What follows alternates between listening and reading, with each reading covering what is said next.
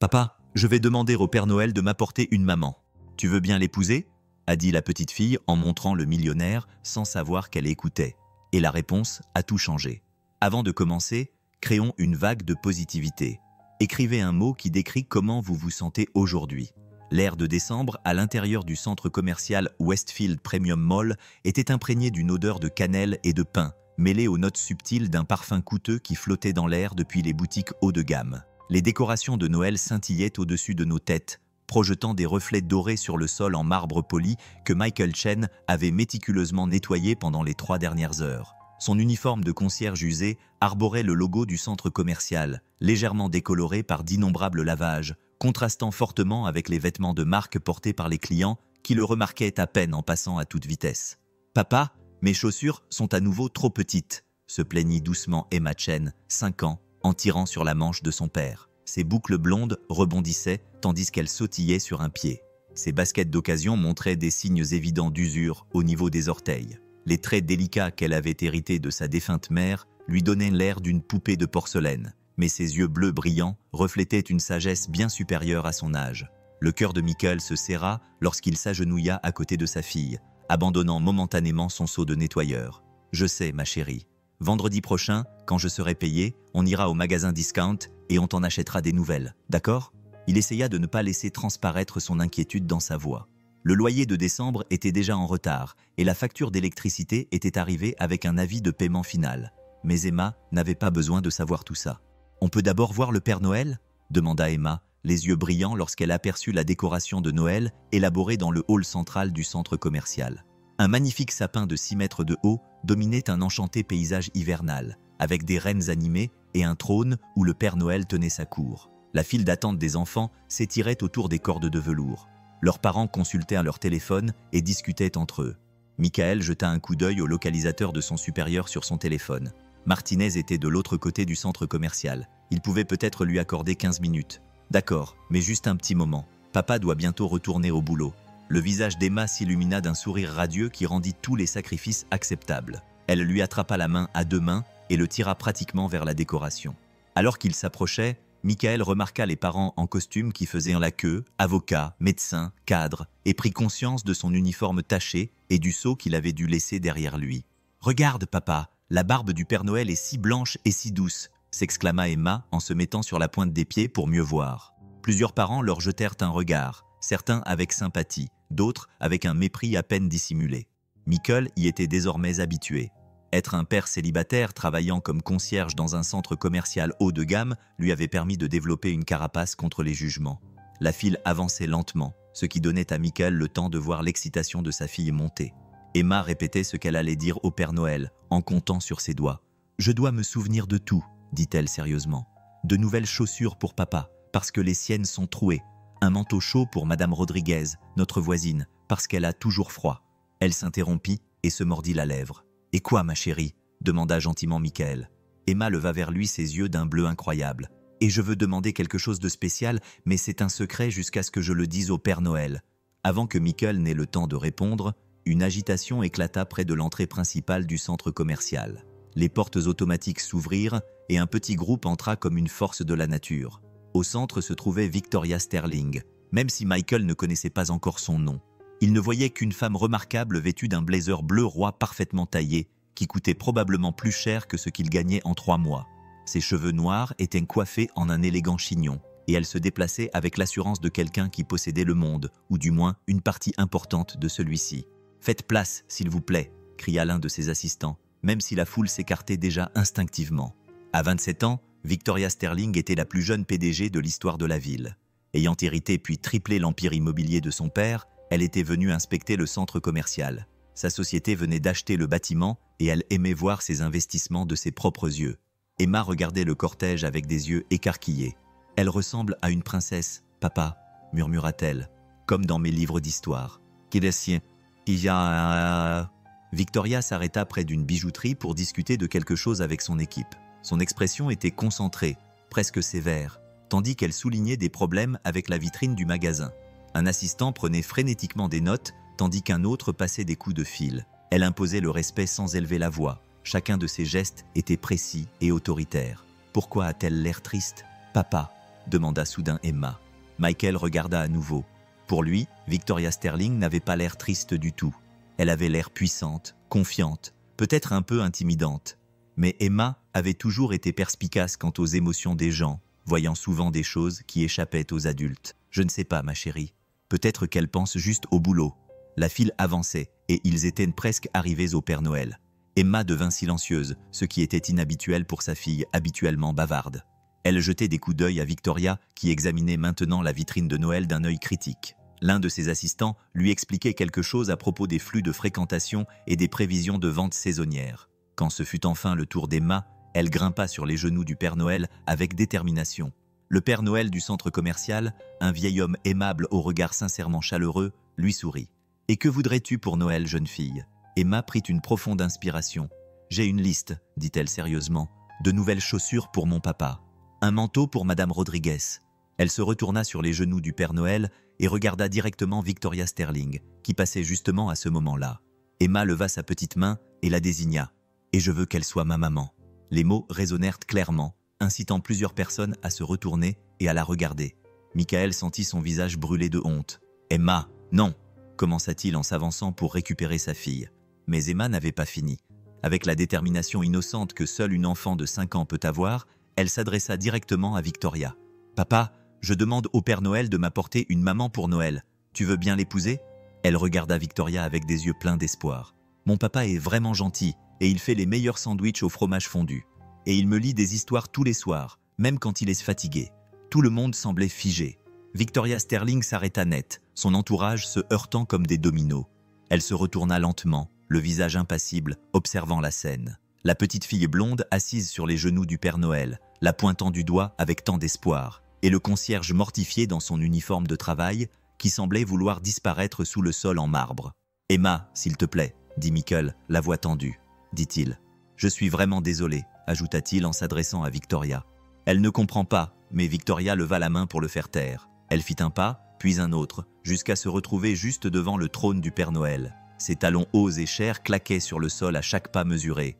La foule retint son souffle, les smartphones apparaissant, alors que les gens sentaient qu'il se passait quelque chose d'extraordinaire. Victoria regarda Emma longuement, puis Michael, puis à nouveau Emma. Quelque chose passa dans ses yeux. Une émotion si brève que Michael faillit la manquer. Mais Emma la vit clairement, et elle sourit de son plus beau sourire. « Comment tu t'appelles » demanda Victoria, d'une voix plus douce que celle que ses employés lui avaient jamais entendue. « Emma Chen », répondit fièrement la petite fille. « Et voici mon papa, Michael. Il travaille ici pour que tout soit propre et joli. » Le regard de Victoria se posa sur Michael, et il sentit toute la force de son attention. De près, il pouvait voir qu'Emma avait raison. Il y avait de la tristesse dans ses yeux, soigneusement cachés derrière son élégance professionnelle et son maquillage coûteux. « Monsieur Chen », dit-elle en inclinant légèrement la tête. « Madame, je suis vraiment désolé pour ça, » reprit Michael en tendant la main vers Emma. « Ce n'est qu'une enfant. Elle ne comprend pas qu'il n'est pas poli de pointer du doigt, » conclut Victoria. Mais il y avait une chaleur inattendue dans sa voix. Elle regarda Emma. « Ou elle ne comprend pas que certains souhaits de Noël sont trop grands, même pour le Père Noël. » Emma secoua solennellement la tête. « Le Père Noël peut tout faire. L'année dernière, il a apporté un chiot à mon amie Lucie, et sa maman disait que c'était impossible aussi. » Malgré elle, les lèvres de Victoria esquissèrent ce qui aurait pu être le début d'un sourire. « Un chiot, c'est très différent d'une maman, tu ne crois pas ?»« Pas vraiment, » répondit Emma avec la logique d'une enfant de 5 ans. « Les deux ont besoin d'amour et de quelqu'un pour s'occuper d'eux, et les deux rendent les familles plus heureuses. » Quelqu'un dans la foule poussa un cri d'admiration et Michael souhaita encore plus fort que le sol s'ouvre sous ses pieds. Mais Victoria Sterling fit quelque chose que personne n'attendait. Elle rit. C'était un petit son, rouillé comme s'il n'avait pas été utilisé depuis longtemps, mais sincère. « Tu es une petite fille très intelligente, Emma Chen, » dit Victoria. Elle fouilla dans son sac à main de créateur et en sortit une carte de visite. Elle hésita un instant, puis la tendit à Michael. « Pour quand elle aura besoin de ses nouvelles chaussures ?» dit-elle doucement. « Mon numéro d'assistance est dessus. Dites-leur que je l'ai autorisé. »« On ne peut pas, » a commencé Michael, la fierté luttant contre le besoin. « Considérez ça comme un cadeau de Noël, » a dit Victoria avec fermeté. Puis, regardant Emma une dernière fois, elle a ajouté « De la part de quelqu'un qui a oublié que parfois, les plus grands souhaits viennent des plus petits cœurs. » Sur ces mots, elle s'est retournée et s'est éloignée, son entourage se précipitant pour la suivre. La foule a commencé à se disperser, bruissant d'excitation à propos de ce dont elle avait été témoin. Plusieurs personnes étaient déjà en train de mettre des vidéos sur les réseaux sociaux avec des légendes comme « Une milliardaire trouve son âme sœur chez une fillette de 5 ans » et « La demande en mariage de Noël qui les a tous arrêtés ». Michael souleva Emma des genoux du Père Noël, ses émotions en ébullition. « Emma, tu ne peux pas demander à des inconnus d'être ta maman », dit-il doucement alors qu'il s'éloignait. « Mais elle n'est plus une inconnue », répondit simplement Emma. « Et avez-vous vu ? Quand je lui ai parlé, la tristesse a un peu disparu de ses yeux. » Michael ne savait pas quoi répondre.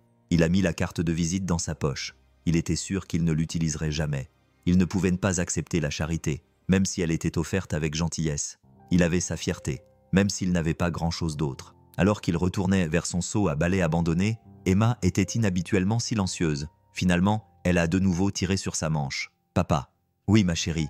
Je crois que le Père Noël m'a entendu. Je crois qu'il va s'en occuper. » Michael soupira, se demandant comment décevoir gentiment sa fille au sujet de son vœu de Noël impossible. Mais en jetant un coup d'œil à la silhouette qui s'éloignait dans son blazer bleu roi, il remarqua quelque chose qui le fit s'arrêter. Victoria Sterling s'était arrêtée à la sortie du centre commercial et les regardait. Même de loin, il pouvait voir que quelque chose avait changé dans son expression. Puis elle disparut, emportée par sa limousine qui l'attendait et les exigences de son empire milliardaire. Mais quelque chose avait changé pendant ces quelques instants passés devant le trône du Père Noël. Quelque chose qu'aucun d'entre eux, ni Michael, ni Victoria, et certainement pas la petite Emma, n'aurait pu prévoir. Alors que Michael reprenait ses tâches de nettoyage, Emma s'assit sur un banc à proximité, balançant ses jambes et fredonnant un chant de Noël. Elle semblait parfaitement satisfaite, comme si elle avait accompli exactement ce qu'elle avait prévu de faire. Et peut-être, avec sa sagesse de petite fille de 5 ans, c'était le cas. Les images de la caméra de sécurité montreraient plus tard Victoria Sterling assise dans sa limousine pendant 10 bonnes minutes avant de demander à son chauffeur de partir. On la voyait fixer l'entrée du centre commercial, son masque habituel de sérénité tombant pour révéler quelque chose de brut et de vulnérable en dessous. On la voyait aussi passer un coup de fil qui allait déclencher des événements qu'aucun d'entre eux n'aurait pu imaginer. Mais pour l'instant, Michael Chen se concentrait juste sur son boulot, essayant de ne pas penser au blazer bleu, aux cartes de visite et à l'espoir impossible dans les yeux de sa fille. Il ne savait pas qu'à 3 pâtés de maison de là, Victoria Sterling ouvrait un dossier sur son ordinateur intitulé « Chen Sarah, affaire classée 2019 ». Il ne savait pas que le nom de jeune fille de la mère d'Emma était Sarah Walsh, ni qu'elle avait autrefois travaillé pour Sterling Enterprises. Et il ne savait certainement pas que les yeux tristes de Victoria recelaient des secrets qui allaient bientôt tout changer. Le Père Noël du centre commercial, qui observait depuis son trône, sourit en lui-même. En 30 ans à jouer le Père Noël, il avait entendu des millions de souhaits. Mais de temps en temps, il en entendait un qui semblait différent, un qui semblait vibrer de possibilités. En regardant le concierge et sa fille disparaître dans la foule, il eut le sentiment que ce serait un Noël qu'aucun d'entre eux n'oublierait. Dehors, la neige de décembre commençait à tomber, recouvrant la ville d'un manteau blanc. Et quelque part au loin, les cloches de l'église sonnaient, marquant l'heure et peut-être, juste peut-être, le début d'un miracle qui avait commencé avec le doigt pointé d'une fillette de 5 ans et un souhait impossible. La semaine qui a suivi l'incident du centre commercial s'est écoulée dans un tourbillon d'événements inattendus. Michael avait essayé de reprendre une vie normale, mais le souhait de Noël d'Emma était devenu viral. La petite fille demande au PDG d'être sa maman avait été vue des millions de fois sur les réseaux sociaux. Son boss, Martinez, s'était montré étonnamment compréhensif, surtout après que la direction du centre commercial ait réalisé la pub positive que ça avait apportée. « Papa, regarde !» s'écria Emma pour la 100e fois, en lui montrant une tablette empruntée à leur voisin. La dame au manteau bleu est encore à la télé. Michael jeta un coup d'œil à l'écran tout en préparant leur modeste dîner. Des macaronis au fromage avec des hot dogs coupés dedans, le plat préféré d'Emma. Victoria Sterling était interviewée dans une émission matinale, répondant avec élégance aux questions sur ce moment viral. Elle a parlé de l'importance de soutenir les familles monoparentales et a annoncé une nouvelle initiative caritative, tout en évitant habilement les questions personnelles sur cette rencontre. « Elle se souvient de moi », a dit Emma avec assurance. « Je le sais. Ma chérie, c'est une femme très occupée », a répondu Michael gentiment en posant l'assiette devant elle.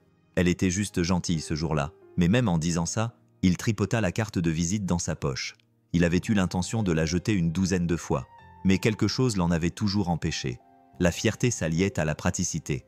Emma avait vraiment besoin de ses chaussures, et l'hiver devenait de plus en plus rude. Leur appartement était petit mais propre, témoignant des efforts de Michael pour créer un foyer stable malgré leur situation. Des photos de la mère d'Emma, Sarah, ornèrent les murs. C'était une belle femme blonde qui avait le même sourire radieux qu'Emma. Elle était partie depuis 3 ans maintenant, victime d'un chauffard qui n'avait jamais été arrêté. L'indemnisation avait à peine couvert les frais funéraires et les frais médicaux. « Papa, pourquoi tu ne souris plus jamais sur les photos ?» demanda Emma en regardant soudainement une photo de Noël dernier. Le cœur de Michael se serra. « Je souris, ma chérie. Je souris tout le temps quand je suis avec toi. Mais ce n'est pas un vrai sourire, » dit Emma, avec cette perspicacité qui la caractérisait. Ce n'est pas le sourire que maman avait quand elle était là. Avant que Michael n'ait le temps de répondre, on frappa à la porte de leur appartement. Ils recevaient rarement des visiteurs, à l'exception de Madame Rodriguez, leur voisine. Michael s'approcha prudemment et regarda par le Judas. Une femme bien habillée se tenait dans le couloir, semblant quelque peu déplacée dans leur modeste immeuble. « Monsieur Chen, je suis Patricia Williams, l'assistante de Victoria Sterling. Puis-je entrer ?» Michael eut la bouche sèche. Il regarda Emma, qui avait déjà bondi de la table, oubliant ses macaronis au fromage. Contre son gré, il ouvrit la porte. Patricia entra, son attitude professionnelle s'adoucissant lorsqu'elle vit Emma. « Bonjour Emma, j'ai beaucoup entendu parler de toi. Êtes-vous ici à cause de mon vœu de Noël ?» demanda Emma sans détour. Patricia sourit d'une certaine manière. « Madame Sterling voulait que je vous remette quelque chose. » Elle tendit une enveloppe à Michael. Elle insiste sur le fait qu'il ne s'agit pas d'un don caritatif. Elle appelle ça une prime de Noël anticipée pour l'employé du mois du centre commercial. « Mais je ne le suis pas, » commença Michael. « Vous l'êtes maintenant, » dit Patricia fermement. « La décision a été prise à l'unanimité après votre dévouement lors de la récente campagne publicitaire. » Michael ouvrit l'enveloppe avec des mains tremblantes. À l'intérieur se trouvait un chèque qui couvrirait 3 mois de loyer et même un peu plus. « Je ne peux pas accepter ça. »« Alors acceptez ceci, » dit Patricia en sortant une deuxième enveloppe. Une invitation au gala annuel de Noël de la Fondation Sterling demain soir. Mademoiselle Sterling a spécifiquement demandé votre présence, à vous deux. Emma écarquilla les yeux. Une vraie fête avec des robes chics, les plus chics, lui assura Patricia. En fait, elle passa un coup de fil, parlant rapidement. J'ai demandé à Galeries Lafayette d'ouvrir son rayon d'enfants 1 heure plus tôt demain. Vous aurez tous les deux besoin de tenues appropriées, offertes par la Fondation Sterling. C'est trop, protesta Michael. Nous ne pouvons pas, monsieur Chen, l'interrompit gentiment Patricia. Savez-vous à combien d'événements caritatifs Victoria Sterling est invitée chaque année? Des centaines. Savez-vous à combien d'entre eux elle envoie personnellement des invitations? Aucun, jusqu'à présent. Elle partit peu après, laissant derrière elle un tourbillon de confusion et de possibilités. Emma dansait dans l'appartement en parlant de robes de princesse et de pantoufles de verre. Michael fixait le chèque, partagé entre la fierté et le pragmatisme. Cet argent serait synonyme de sécurité, au moins pendant un certain temps. Mais à quel prix? Ce soir-là, après qu'Emma se soit couchée, Michael s'assit dans leur petit salon et regarda la photo de Sarah. « Que ferais-tu » murmura-t-il à la photo. « Est-ce mal de la laisser nous aider ?» La photo, bien sûr, ne lui donna aucune réponse. Mais alors qu'il était assis là, Michael se souvint d'une phrase que Sarah avait l'habitude de dire. Parfois, la fierté n'est que de la peur déguisée.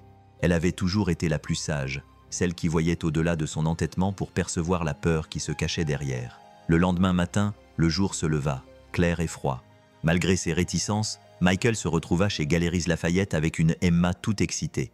La personal shopper que Patricia avait engagée les traita comme des rois, sans jamais leur donner l'impression d'être à leur place. « C'est celle-là, papa !» a dit Emma en tournoyant dans sa robe en velours vert foncé avec une ceinture crème. Elle était simple mais élégante, parfaite pour une petite fille de 5 ans. Elle est aux couleurs de Noël. Michael avait dit non à l'idée de s'acheter un nouveau costume, mais avait accepté une cravate qui rendrait son seul costume correct plus approprié. Alors qu'ils partaient avec leur paquet, Emma serrant sa boîte à robes comme un trésor, il se demandait dans quoi il s'embarquait. Le gala de Noël de la Fondation Sterling se tenait dans la grande salle de bal de l'hôtel Fairmont. Patricia avait envoyé une voiture, mais Michael avait ses limites. Emma colla son visage contre la vitre. « On dirait un château, papa. » L'hôtel était en effet magnifique, décoré de milliers de lumières blanches et d'élégantes guirlandes. Des valets et des vestes rouges aidaient les invités à descendre de leur voiture de luxe, tandis que les agents de sécurité vérifiaient discrètement les invitations. Michael se sentait comme un poisson hors de l'eau, mais Emma entrait comme si elle était chez elle, sa petite main assurée dans la sienne. La salle de bal leur coupa le souffle. Des lustres en cristal projetaient des reflets arc-en-ciel sur la foule d'invités élégamment vêtus. Un quatuor à cordes jouait de la musique classique de Noël, tandis que des serveurs circulaient avec des plateaux en argent. Michael reconnut plusieurs visages de la rubrique économique des journaux. Des titans de l'industrie se mêlaient autour de champagne et de caviar. « La voilà !» murmura Emma avec enthousiasme en pointant du doigt l'autre bout de la pièce. Victoria Sterling se tenait près d'un sapin de Noël imposant, entourée d'un groupe d'hommes à l'air sérieux, vêtus de costumes coûteux. Elle portait une robe bleu nuit qui lui donnait l'air de sortir tout droit des pages d'un magazine de mode. Mais même de l'autre bout de la pièce, Michael pouvait voir la tension dans ses épaules, le sourire forcé qui n'atteignait pas tout à fait ses yeux. « On peut aller la saluer ?» demanda Emma. « Elle est occupée, ma chérie. Restons. » Mais Emma s'était déjà mise en route, se frayant un chemin à travers la foule avec détermination. Michael se dépêcha de la suivre, s'excusant auprès des personnes qu'il croisait. Ils rejoignirent Victoria au moment où elle terminait ce qui semblait être une discussion animée sur des acquisitions immobilières. « Excusez-moi » dit Emma poliment en tirant sur la robe de Victoria. La conversation s'arrêta brusquement. Victoria baissa les yeux et, pour la première fois de la soirée, son sourire devint sincère. « Emma Chen » dit-elle, comme si elle les attendait. « Tu es absolument magnifique. » Emma rayonna et fit une petite pirouette. « C'est la couleur de Noël. Merci pour la robe. Elle te va à merveille, » dit Victoria, puis elle regarda Michael. « Monsieur Chen, je suis ravi que vous soyez venu. Mademoiselle Sterling, à propos du chèque, » commença Michael, mais elle leva la main. « Pas ce soir, » dit-elle fermement. « Ce soir, c'est Noël et la fête. Pas de discussion d'affaires. » Elle jeta un coup d'œil aux hommes avec lesquels elle parlait. « Messieurs, nous poursuivrons cette discussion après les fêtes. J'ai des invités plus importants à m'occuper. » L'homme d'affaires a eu l'air choqué quand Victoria Sterling, connue pour son éthique de travail 24/7, les a renvoyés pour privilégier un concierge et sa fille. Elle n'a pas semblé remarquer ou se soucier de leurs expressions. « Emma, t'as vu la table des desserts ?» a demandé Victoria. « Ils ont des fontaines à chocolat. » Les yeux d'Emma se sont écarquillés. « De vraies fontaines à chocolat, 3, du chocolat noir, au lait et blanc. Tu veux voir ?» Alors qu'ils se dirigeaient vers le buffet de desserts élaborés, Michael remarqua que les gens les regardaient avec curiosité. Certains chuchotaient derrière leurs mains, les reconnaissant clairement grâce à la vidéo virale.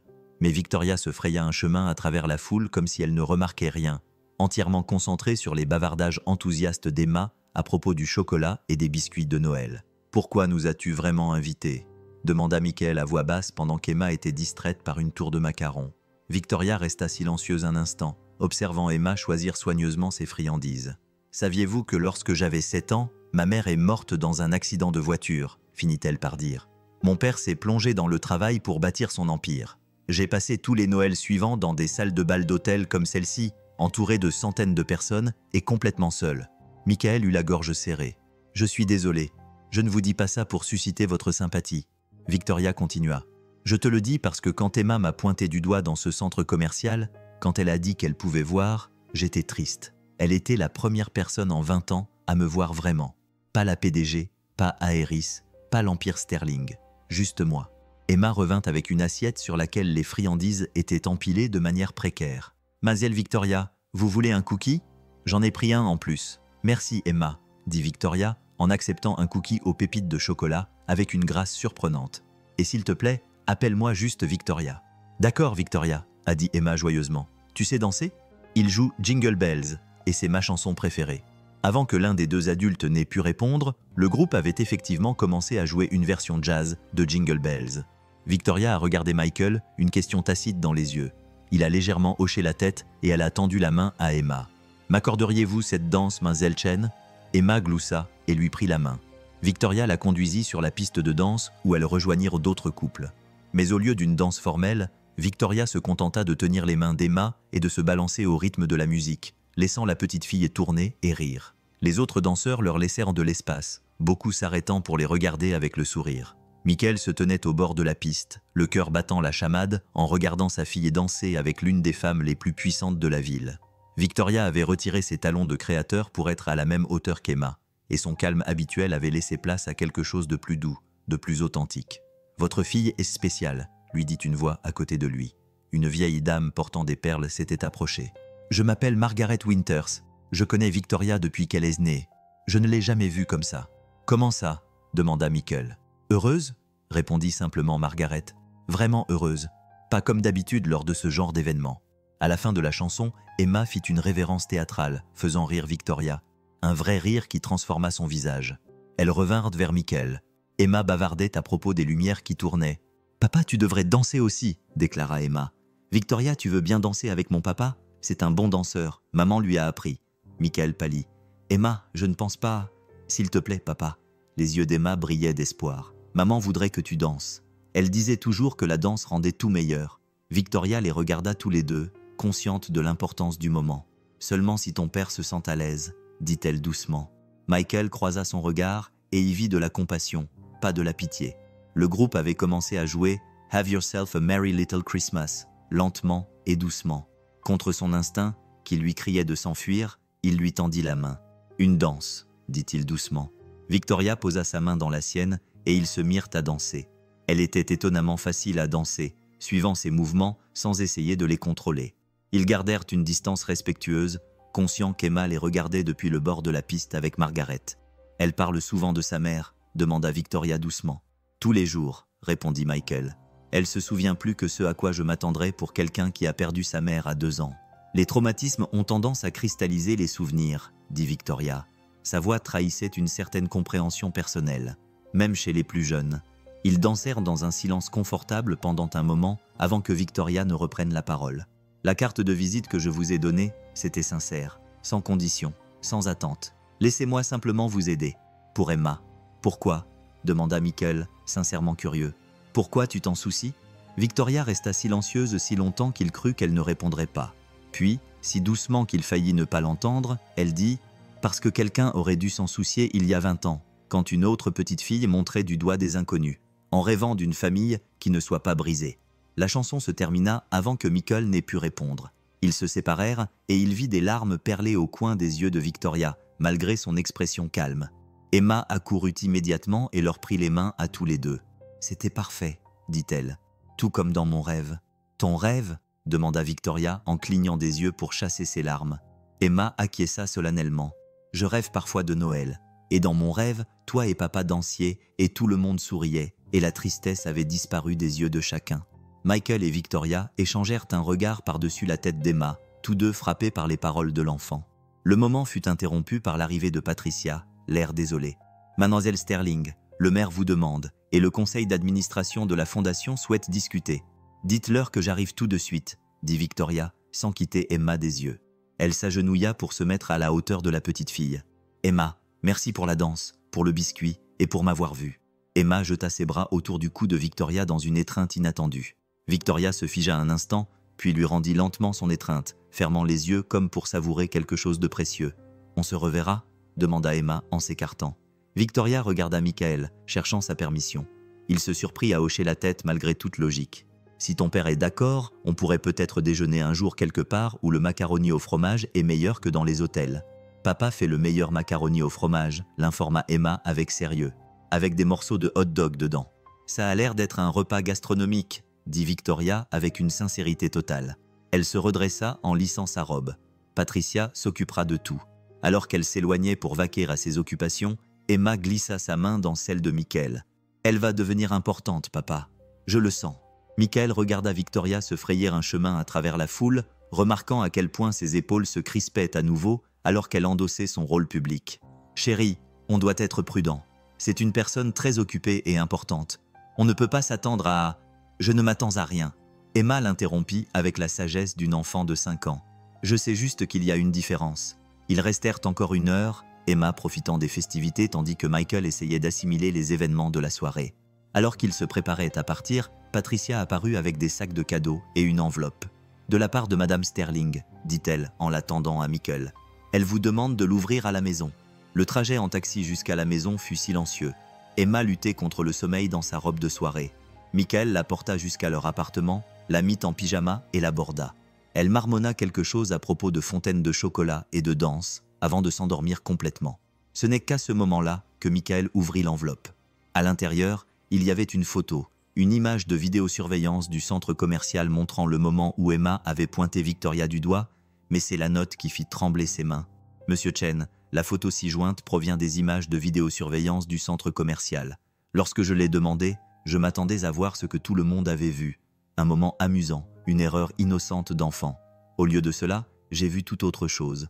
Regardez le visage de votre fille, regardez le mien, et regardez ensuite la date et l'heure. Le 13 décembre, à 15h17. Il y a 3 ans jour pour jour, une tragédie a bouleversé nos 2 vies, même si aucun de nous ne le savait à ce moment-là.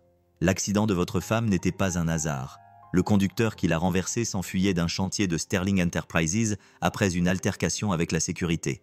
Il n'a jamais été arrêté, parce que les avocats de mon père ont étouffé l'affaire pour protéger la réputation de l'entreprise. J'ai porté cette culpabilité pendant 3 ans, sans savoir comment retrouver la famille de Sarah Chen, comment réparer mes torts. Puis une fillette de 5 ans m'a pointé du doigt dans un centre commercial, et j'ai compris que je ne croyais pas aux signes. Monsieur Chen, je suis pragmatique, réaliste, quelqu'un qui s'appuie sur des faits et des chiffres. Mais votre fille voit des choses que les autres ne voient pas. Et ce qu'elle a vu en moi, c'est la tristesse. C'est la culpabilité que je porte depuis que j'ai appris la vérité sur ce jour-là. Je ne m'attends pas à ce que vous me pardonniez. Je ne le mérite pas, mais peut-être que si vous me le permettez, je pourrais honorer la mémoire de votre femme en étant présent dans la vie d'Emma, dans la mesure où cela vous convient. Votre fille a demandé un miracle au Père Noël. Je ne crois pas non plus au miracle, mais peut-être, juste peut-être, que je crois en Emma. Victoria Sterling. Michael a lu la lettre 3 fois, ses mains tremblant de plus en plus à chaque lecture. Il a regardé la photo, le visage d'Emma plein d'une détermination innocente, celui de Victoria affichant une vulnérabilité dont elle n'avait probablement même pas conscience à ce moment-là. Et la date gravée dans sa mémoire, le 13 décembre, 15h17. Sarah était morte le 13 décembre. Le rapport de police indiquait que l'accident avait eu lieu à 15h17. Il s'approcha de la fenêtre et regarda les lumières de la ville, brouillées par ses larmes contenues.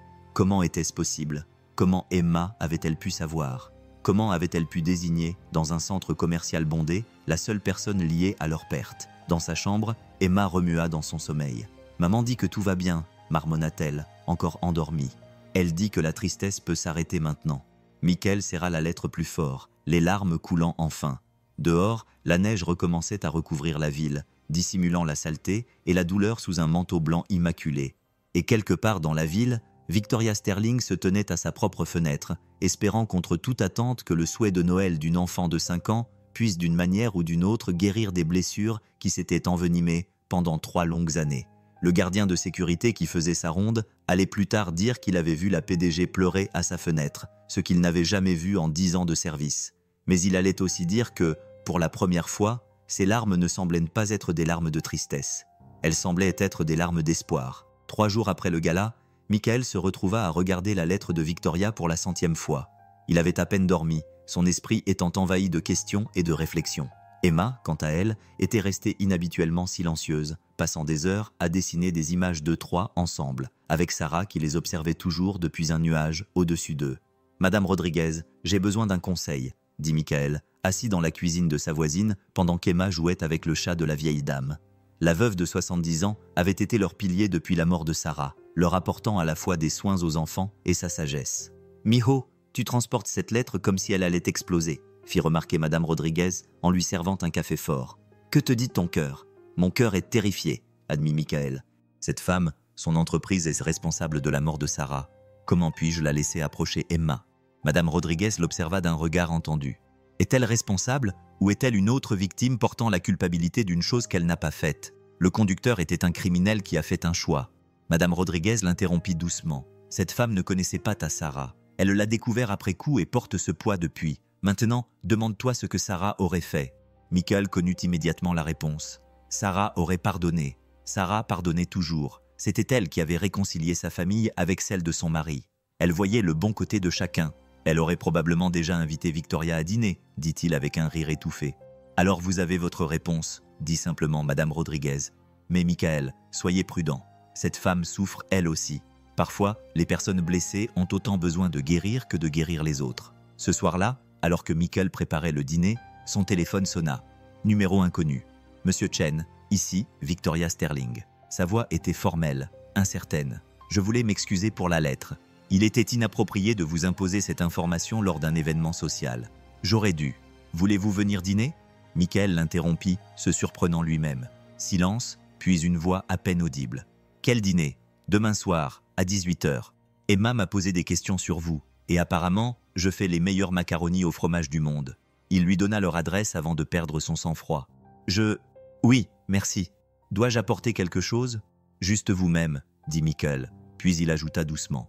Le vrai vous-même, pas le PDG. Le lendemain soir, Michael a remis en question sa décision une 50aine de fois. Il avait nettoyé l'appartement de manière obsessionnelle, fait changer Emma 2 fois de robe et brûlé la première fournée de macaronis au fromage à cause de sa nervosité. À 18h pile, on a frappé doucement à la porte. Emma s'est précipitée vers la porte avant que Michael n'ait pu l'arrêter. « Victoria, tu es venue !» s'est exclamée Emma en ouvrant la porte. Victoria Sterling se tenait dans leur modeste couloir, ne ressemblant en rien à la PDG puissante du gala. Elle portait un jean simple et un pull en cachemire. Ses cheveux étaient attachés en queue de cheval, et elle tenait un bouquet de marguerites et un livre pour enfants. « Salut Emma !» dit-elle doucement. « C'est pour toi et ton papa. Et je me suis dit qu'on pourrait peut-être lire ça ensemble plus tard. » Emma examina le livre avec sérieux. Le lapin en velours. Papa pleure en lisant celui-là. « Pas moi !» protesta Michael en s'approchant. « Bienvenue. Entrez. » Victoria entra avec hésitation, comme si elle pénétrait dans un monde étranger. Elle observa leur petit appartement chaleureux, les photos de Sarah, les dessins d'Emma qui recouvraient le réfrigérateur, le confort d'un vrai foyer. « C'est magnifique, » dit-elle sincèrement. « On se sent aimé ici. »« Vous voulez que je vous fasse visiter ?» proposa Emma avec enthousiasme. « C'est court parce que notre appart est petit, mais c'est confortable. » Pendant qu'Emma faisait visiter à Victoria sa chambre avec sa constellation d'étoiles phosphorescentes, Michael finissait de préparer le dîner. Il pouvait entendre Emma bavarder et Victoria répondre avec sincérité, posant des questions sur les dessins et les jouets avec un réel intérêt. « Et voici la chaise de maman », dit Emma en montrant un vieux fauteuil inclinable. « On ne s'assoit pas dessus, mais parfois je lui parle là. » Michael se tendit, s'attendant à un moment gênant, mais Victoria le surprit. « C'est un endroit spécial. Chez moi, j'ai le piano de ma mère. Je ne joue pas, mais parfois je m'assois à côté et je lui parle aussi. » Ils revinrent et trouvèrent Michael en train de mettre la table avec leur plus belle vaisselle, dépareillée, mais propre. « J'espère que t'as faim, » dit-il. Emma insista pour avoir le menu complet. Le dîner se passa étonnamment bien. Victoria fit l'éloge du macaroni au fromage avec une sincérité apparente, aida Emma à couper ses hot dogs et raconta des anecdotes de son enfance qui firent rire les deux Chen. « Elle était différente ici, » réalisa Michael. Les barrières étaient tombées, le masque professionnel avait disparu. « Raconte celle avec la grenouille » demanda Emma en gloussant. Victoria rougit. « Quand j'avais 7 ans, j'ai décidé de créer un hôpital pour grenouilles dans le bureau de mon père. J'ai rassemblé toutes les grenouilles que j'ai pu trouver dans le jardin et j'ai installé un centre de soins dans sa salle de réunion.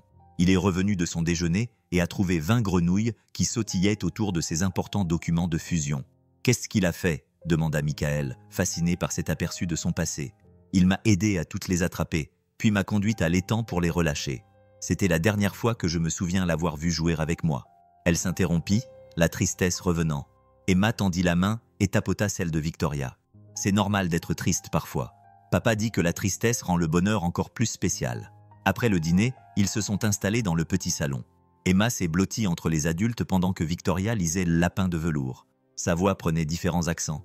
Quand elle est arrivée au passage où il devenait réel grâce à l'amour, sa voix s'est légèrement brisée. « Ce n'est pas la façon dont tu es fait qui te rend réel », a-t-elle lu. « C'est quelque chose qui t'arrive. » Emma luttait contre le sommeil à la fin de l'histoire. Michael l'a portée jusqu'à son lit pendant que Victoria attendait, regardant les photos de famille. Quand il est revenu, il l'a trouvée en train de regarder une photo du 2e anniversaire d'Emma, la dernière avec Sarah. « Elle était belle », a dit Victoria doucement. À l'intérieur comme à l'extérieur. Michael était d'accord et la rejoignit. « Elle t'aurait aimé. Je pense qu'elle avait un faible pour les oiseaux blessés. » Victoria rit doucement. « C'est ce que je suis? Un oiseau blessé? Ne le sommes-nous pas tous, d'une certaine manière ?» Ils s'assirent sur le canapé, le silence étant plutôt confortable que gênant. Finalement, Victoria prit la parole. « J'ai engagé des détectives privés après avoir appris le lien. Je voulais te retrouver pour me racheter d'une manière ou d'une autre, mais ils n'ont pas réussi à localiser la famille de Sarah Chen. Ils ont dû changer de nom de famille, j'imagine. Elle a gardé son nom de jeune fille pour le boulot, a expliqué Michael. Walsh. Sarah Walsh. Victoria est restée immobile. Sarah Walsh, du Queens. Elle a bossé chez Sterling Accounting de 2016 à 2018. Michael a senti son sang se glacer. « Comment as-tu... » « Oh mon Dieu !» Victoria a respiré profondément, pressant ses mains contre sa bouche. « Oh mon Dieu, je la connaissais. Elle était... On a bossé ensemble avant que je prenne la relève. Elle était gentille avec moi alors que personne d'autre ne l'était. Elle m'apportait du café et me parlait de sa petite fille. De toi. » Des larmes coulaient sur son visage. « Je suis allé à son mariage. Michael, je suis allé à ton mariage. J'étais à Londres quand elle a eu son accident. Je n'ai jamais fait le lien. Elle s'est complètement effondrée. » La PDG posée s'est effondrée dans un chagrin très humain. Sans réfléchir, Michael l'a prise dans ses bras, la laissant sangloter contre son épaule. Ils ont pleuré ensemble. Pour Sarah, pour les occasions manquées, pour l'étrange chemin circulaire qui les avait amenés ici. Elle parlait tout le temps d'Emma, a chuchoté Victoria lorsqu'elle a pu parler à nouveau. Elle disait que sa fille était spéciale, qu'elle pouvait voir dans le cœur des gens. Je pensais que c'était juste de la fierté maternelle, mais Emma en est vraiment capable, a conclu Michael. Je ne comprends pas, mais elle sait des choses. Ils parlèrent pendant des heures, partageant leurs souvenirs de Sarah selon leurs points de vue respectifs. Victoria lui raconta la gentillesse dont Sarah avait fait preuve pendant la dernière maladie de son père, comment elle avait été la seule employée à lui demander comment elle tenait le coup. Michael partagea des anecdotes sur leur vie commune, leurs rêves et leurs projets interrompus. La culpabilité me rongeait, admit Victoria à l'approche de minuit. Quand j'ai découvert le lien, je me suis jetée encore plus à corps perdu dans le travail, comme si je pouvais en quelque sorte gagner le pardon en réussissant suffisamment. Il n'y a rien à pardonner, a dit Michael avec fermeté. Tu ne conduisais pas cette voiture, tu n'as pas fait ce choix. Sarah ne voudrait pas que tu portes cette culpabilité. Comment peux-tu en être si sûr ? Michael a souri tristement. Parce qu'elle a pardonné à l'homme qui lui a coupé la route la veille de sa mort. Elle a dit, garder sa colère, c'était comme boire du poison et s'attendre à ce que l'autre personne tombe malade. Elle te pardonnerait pour quelque chose qui n'était même pas de ta faute. Victoria le regarda avec étonnement. Comment peux-tu ne pas être en colère ? Comment peux-tu rester assis ici avec moi en sachant ce que l'entreprise de ma famille t'a coûté ? J'étais en colère, admit Michael. Pendant longtemps. Mais Emma m'a appris que la colère n'était que de la tristesse revêtue d'une armure. Et en te voyant avec elle, en voyant comment tu la regardes comme si elle était précieuse, comment pourrais-je être en colère contre quelqu'un qui voit ma fille comme elle mérite d'être vue ? Avant que Victoria n'ait le temps de répondre, de petits pas se firent entendre dans la pièce. Emma se tenait debout dans son pyjama, se frottant les yeux. « J'ai fait un rêve », annonça-t-elle. « Viens ici, ma chérie », dit Michael en lui faisant de la place entre eux. Emma grimpa et se blottit contre Victoria, aussi naturellement que si elle l'avait déjà fait 100 fois. « Dans mon rêve, maman était heureuse, dit-elle. La famille s'agrandit. » Victoria et Michael échangèrent un regard par-dessus sa tête. « Emma », commença Michael avec précaution. « Victoria est notre amie, mais je sais, » l'interrompit Emma. « Mais les amis peuvent devenir de la famille. C'est ce qui s'est passé avec Madame Rodriguez et c'est ce que maman veut. » Elle bâilla largement, puis leva les yeux vers Victoria. « Tu reviendras ? On pourrait manger des biscuits de Noël la prochaine fois. »« Si ton papa est d'accord, » répondit Victoria, la voix chargée d'émotion. « S'il te plaît, papa. » Michael regarda le visage plein d'espoir de sa fille, puis l'expression vulnérable de Victoria. Chaque partie logique de son cerveau criait « prudence ». Mais son cœur se souvenait des paroles de Sarah sur les oiseaux blessés et les secondes chances. Pourquoi pas samedi prochain ? Il s'entendit dire « On pourrait aller voir les lumières de Noël au parc ». Emma applaudit d'une voix endormie, tandis que Victoria clignait des yeux, surprise. « Vraiment ? Vraiment ?» Michael confirma. Mais pour l'instant, quelqu'un doit retourner se coucher. Après avoir raccompagné Emma dans sa chambre, Michael raccompagna Victoria à la porte. Ils restèrent dans le couloir, aucun des deux n'étant tout à fait prêt à mettre fin à cette soirée inattendue. « Merci », dit simplement Victoria. « Pour le dîner, pour m'avoir écouté, pour ne pas me détester. »« Merci d'être venu », répondit Michael. « D'avoir été sincère avec nous, Emma avait raison. La tristesse disparaît de tes yeux quand tu es ici. » Victoria lui toucha doucement le bras. Elle disparaît aussi des tiens. Elle partit alors, et Michael la regarda depuis sa fenêtre tandis que son chauffeur lui tenait la portière de la voiture.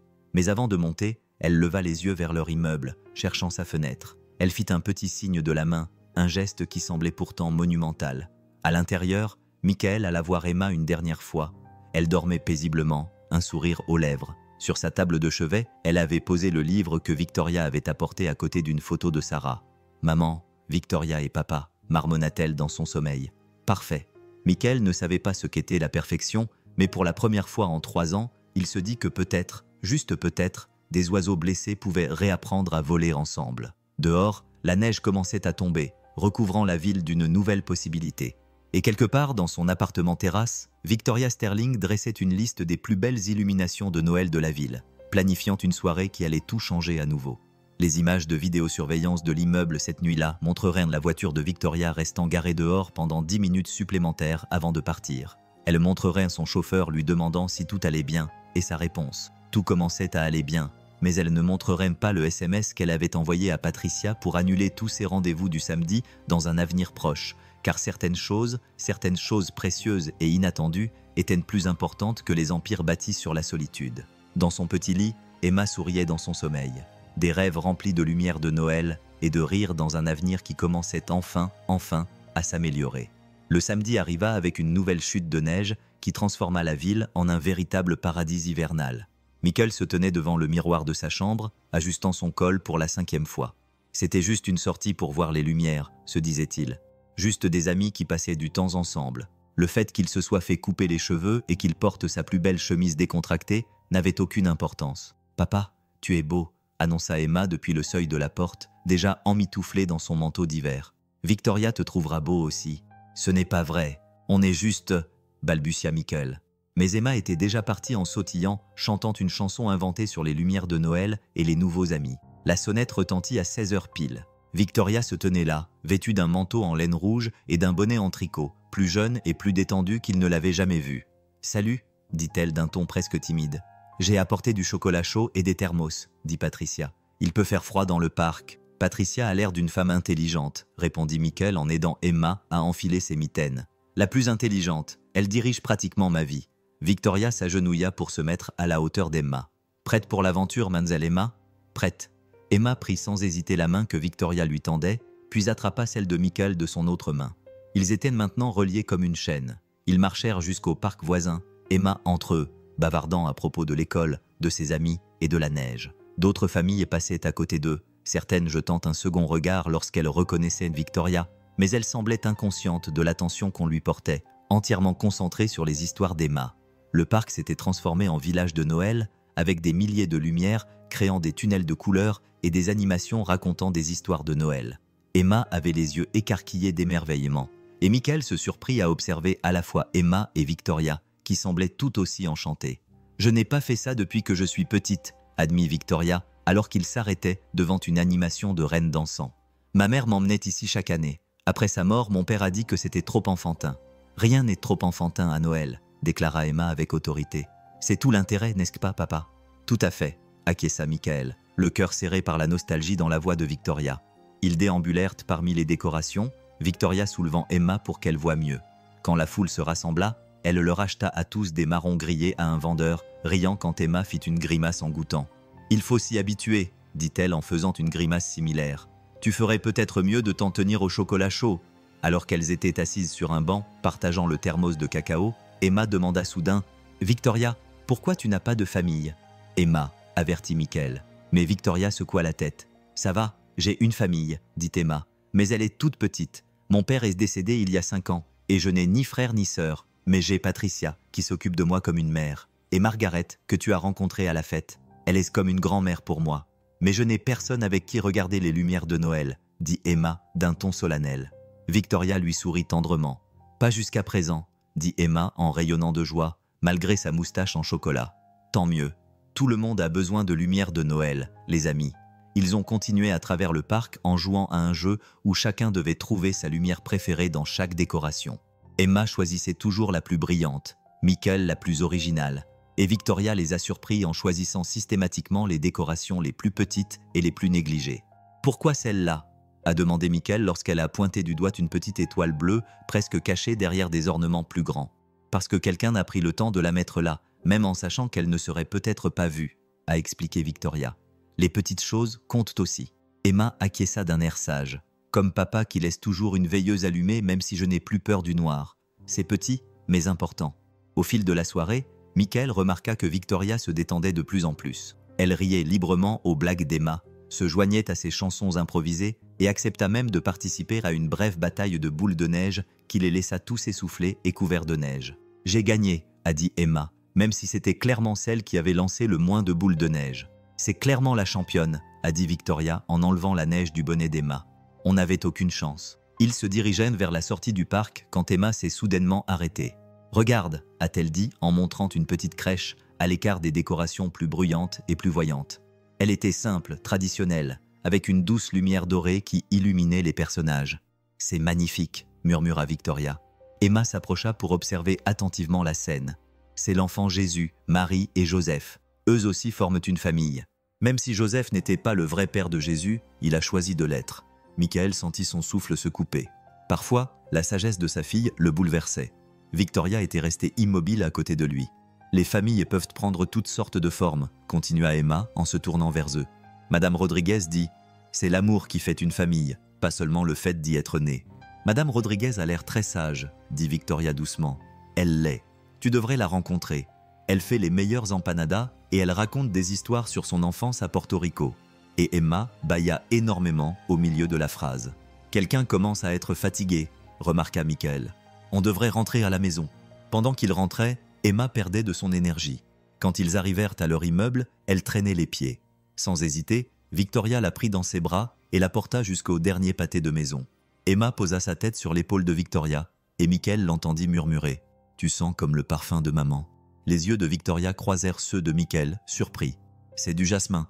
C'est le préféré de Sarah ?» confirma Michael doucement. Elle le portait tous les jours. Ils montèrent les escaliers en silence. Emma était maintenant profondément endormie dans les bras de Victoria. Dans l'appartement, Victoria la porta directement dans sa chambre tandis que Michael lui enlevait ses bottes de neige. Ensemble, ils l'abordèrent, bougeant en silence de manière synchronisée, comme s'ils avaient déjà fait ça 100 fois auparavant. De retour dans le salon, ils restèrent debout, mal à l'aise, le charme de la soirée rendant tout possible. « Merci », dirent-ils tous les deux en même temps, puis ils rirent. « Toi d'abord », dit Michael. Victoria s'assit sur le canapé, retira son bonnet en tricot et passa ses doigts dans ses cheveux aplatis. « Merci de m'avoir laissé entrer dans ton monde. Je sais que ça ne doit pas être facile, vu tout ce qui se passe. » Michael la rejoignit, en gardant une distance prudente. « Merci d'être si gentil avec Emma. D'autres femmes ont essayé de se rapprocher d'elle pour m'atteindre. Non pas que je sois un gros lot, mais les pères célibataires semblent attirer certaines personnes. Elles la voient comme un moyen d'arriver à autre chose. Mais toi, tu la vois telle qu'elle est extraordinaire, » dit simplement Victoria. « Elle est intelligente, gentille et sage pour son âge. Tu as fait un travail formidable avec elle. J'ai eu de l'aide. Sarah a posé les bases pendant ces 2 premières années. J'essaie juste de construire dessus sans trop tout gâcher. » Ils sont restés assis en silence pendant un moment avant que Victoria ne reprenne la parole. « Ce soir-là, à la galère, tu m'as demandé pourquoi je t'avais vraiment invité. Je t'ai dit une partie de la vérité, mais pas tout. » Michael attendit, sentant l'importance de ce qui allait suivre. « Depuis 3 ans, je fais des rêves à propos de Sarah. Pas souvent, mais toujours les mêmes. Elle essaie de me dire quelque chose, mais je n'arrive jamais à l'entendre clairement. Les rêves sont devenus plus fréquents après que j'ai appris le lien avec l'accident. Je me suis plongé dans le travail pour essayer de m'épuiser au point de ne plus rêver, mais ils ont persisté. » Elle fit une pause, rassemblant son courage. « La nuit où Emma m'a pointé du doigt dans le centre commercial, j'ai refait ce rêve. Mais cette fois, j'ai entendu ce que Sarah disait. Elle disait « Trouve-les, aide-les, aime-les. » Je me suis réveillé avec l'intention de l'ignorer. Je ne crois pas aux choses surnaturelles. Mais ensuite, Patricia m'a montré la vidéo virale et Emma me montrait du doigt. Et je ne pouvais plus respirer. Michael avait la gorge serrée. Sarah disait toujours que les choses arrivaient pour une raison. Je la taquinais parce qu'elle était trop mystique. Tu penses que Victoria a hésité? Tu penses qu'elle a arrangé ça d'une manière ou d'une autre par l'intermédiaire d'Emma? Il y a 6 mois, j'aurais dit non, a admis Michael. Mais Emma sait des choses qu'elle ne devrait pas savoir. Elle dit des choses trop précises pour être une coïncidence. Et le timing, le lien, le fait que tu connaisses Sarah, c'est trop pour être une coïncidence. Victoria a relevé les genoux, l'air vulnérable et jeune. J'ai peur, a-t-elle admis. J'ai passé tellement de temps à construire des murs, à créer mon empire, à prouver que j'étais plus que la fille de mon père. Mais Emma, vous deux, vous me donnez envie de choses dont je m'étais convaincu que je n'avais pas besoin. Quel genre de choses? Des dîners en famille, des histoires avant de dormir, les lumières de Noël qui se reflètent dans les yeux d'un enfant, quelqu'un avec qui partager les petits moments, pas seulement les victoires dans la salle de réunion. Elle le regarda droit dans les yeux. Je tombe amoureuse de ta fille, Michael, et ça me terrifie parce que je ne sais pas comment être ce dont elle a besoin. Je ne sais pas comment faire partie d'une famille. Le cœur de Michael battait à toute vitesse, mais il s'efforça de réfléchir clairement. Emma n'a pas besoin que tu sois parfaite, elle a juste besoin que tu sois présente, et c'est déjà ce que tu fais. Mais qu'est-ce qui se passe quand le boulot s'en mêle? Quand je dois partir à Tokyo pendant 1 semaine, quand les exigences de la direction d'une entreprise entrent en conflit avec les histoires du soir? Alors, on trouve une solution, dit Michael. Il se surprit lui-même avec ce « on ». Sarah voyageait aussi parfois pour le boulot. On s'en sortait. L'important, c'est de revenir. Victoria l'observa attentivement. Tu ne parles plus seulement d'Emma, n'est-ce pas? L'air entre eux crépitait de tension et de possibilités. Michael savait qu'il se trouvait au bord du précipice, que les prochains mots changeraient tout. « Non », dit-il doucement, « ce n'est pas le cas. » Avant qu'aucun des deux ne puisse en dire plus, la voix d'Emma retentit depuis sa chambre. « Papa, Victoria, j'ai soif. » Le charme fut rompu, mais pas de manière désagréable.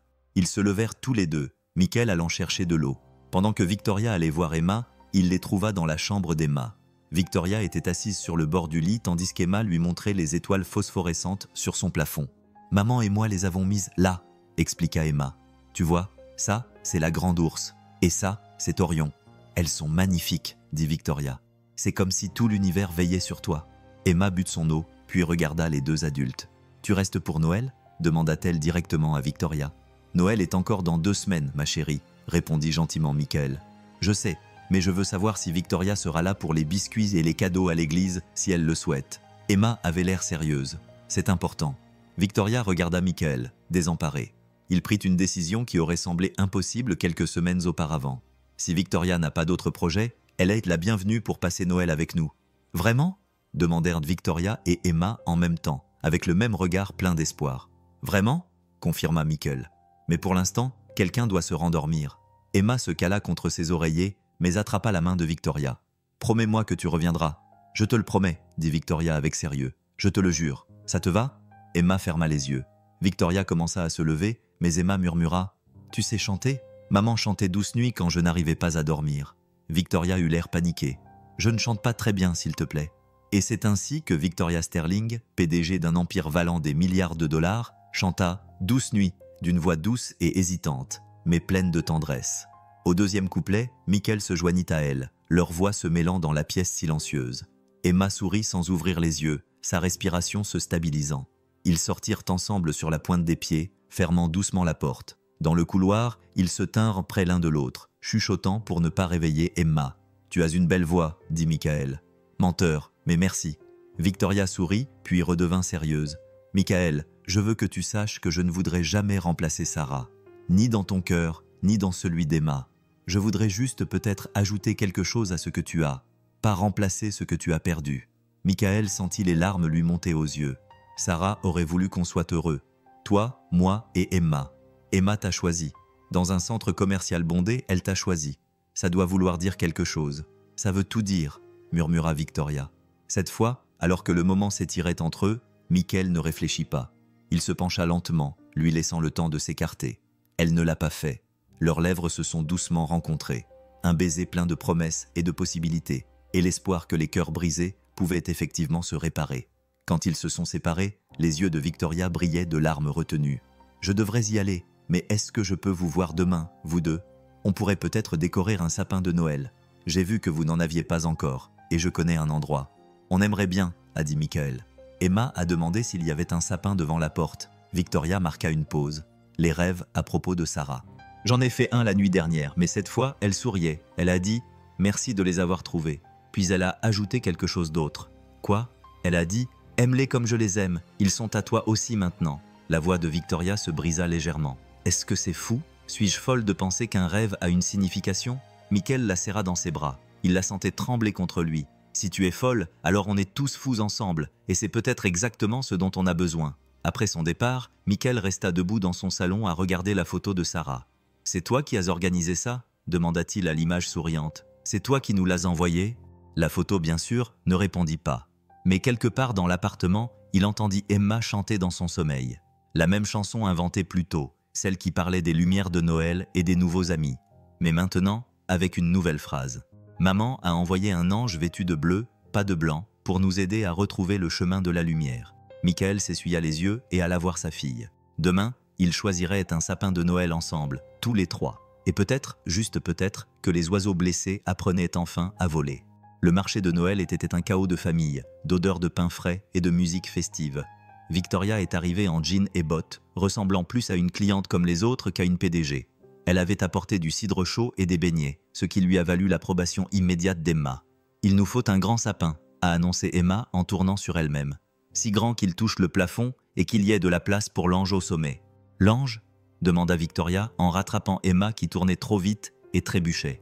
L'expression de Michael s'adoucit. L'ange de la grand-mère de Sarah. Il est resté dans une boîte depuis.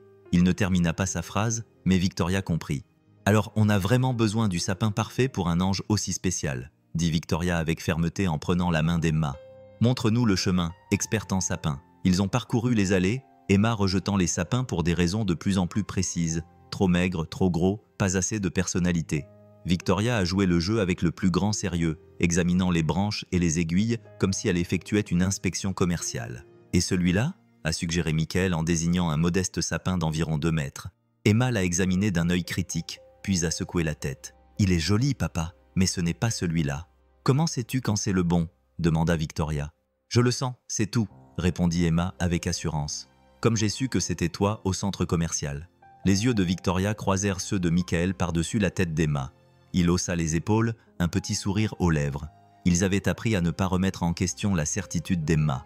20 minutes plus tard, Emma s'arrêta brusquement. « Là, dit-elle en soupirant, c'est notre sapin. Il était parfait. Un sapin Douglas de 2 mètres avec des branches fournies et un tronc droit. Mais ce n'était pas le sapin qui avait coupé le souffle à Michael. C'était la façon dont Emma l'avait dit.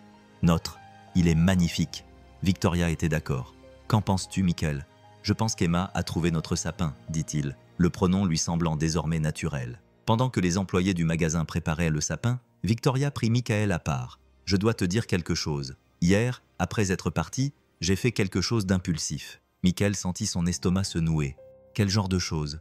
J'ai acheté l'immeuble. »« Ton immeuble ? Tout l'immeuble ?» Elle se précipita avant qu'il n'ait le temps de parler. « Pas pour être ta propriétaire, pas pour avoir du pouvoir sur toi. Mais Garcia, ton propriétaire actuel, prévoit de vendre à des promoteurs immobiliers. Ils veulent le démolir pour construire des appartements de luxe. Tu aurais 60 jours pour déménager. » « Quoi ?» Michael sentit le sol se dérober sous ses pieds. « Mais on n'en a pas les moyens. L'école d'Emma est ici, Madame Rodriguez. » « Exactement. » Victoria l'interrompit. « Alors, je l'ai acheté. Je maintiendrai les loyers au même niveau. Je ferai les travaux d'entretien qui ont été négligés. Personne n'aura à déménager. » Elle se mordit la lèvre. « Je suis désolé. J'aurais dû vous en parler avant, mais la transaction devait être conclue lundi, et je ne pouvais pas laisser... » Michael l'embrassa. Là, dans le magasin de sapins de Noël, avec les familles qui s'affairaient autour, et Emma qui choisissait des décorations pour le sapin à un stand voisin. Quand il s'écarta, Victoria avait l'air étourdie. « Merci, dit-il simplement. Pas pour moi, pour Madame Rodriguez, pour la famille femme au 3e étage. Pour nous tous. Merci. Je ferai plus si tu me laissais faire, dit Victoria doucement. Mais je sais que tu as ta fierté. La fierté n'est que la peur vêtue d'un manteau chic, cita Michael, reprenant les mots de Sarah. J'apprends à enlever ce manteau. Emma arriva en bondissant, les bras chargés de décorations.